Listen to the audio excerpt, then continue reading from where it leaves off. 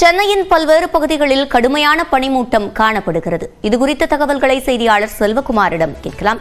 செல்வகுமார், தனியார் வானிலை ஆய்வாளர் பிரதீப் ஜான் இன்று காலைதான் குறிப்பிட்டிருந்தார், வட தமிழ்நாட்டில் கடுமையான பனிமூட்டம் இன்றும் நாளையும் காணப்படும் என்று. அந்த வகையில் சென்னையுடைய தற்போதைய நிலை எவ்வாறாக இருக்கிறது?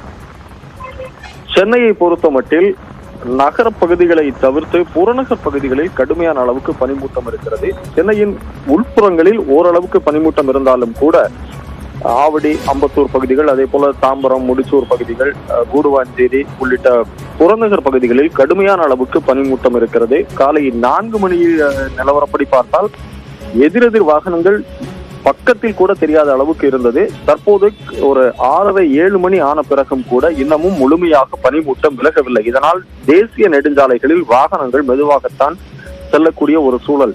வழக்கமாக ஜனவரி மாதத்தோடு பெரும்பாலும் இந்த பனிமூட்டமே இல்லாத ஒரு சூழல் தான் இருக்கும். ஆனால் தற்போது பிப்ரவரி மாதம் வந்த பிறகும் கூட பனிமூட்டம் அதிக அளவில் இருப்பதால் வாகன ஓட்டிகள் மிகுந்த சிரமத்திற்கு ஆளாகி வருகின்றனர்.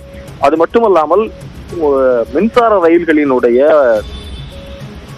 சேவையும் கடுமையாக பாதிக்கப்பட்டிருக்கிறது. காலையில் இருந்து இயக்கப்படக்கூடிய மின்சார ரயில்கள் கூடுவாஞ்சேரி, வண்டலூர் உள்ளிட்ட பகுதிகளில் கடுமையான பனிமூட்டம் இருப்பதன் காரணமாக தண்டவாளத்தில் தெளிவான ஒரு பார்வை கிடைக்காததால் வேகம் குறைவாகவே இயக்கப்படுகிறது. இதனால் செங்கல்பட்டு பகுதியில் இருந்து சென்னை சென்ட்ரல் கடற்கரை மார்க்கமாக வரக்கூடிய அனைத்து மின்சார ரயில்களும் தாமதமாகத்தான் வந்து சேர்க்கின்றன.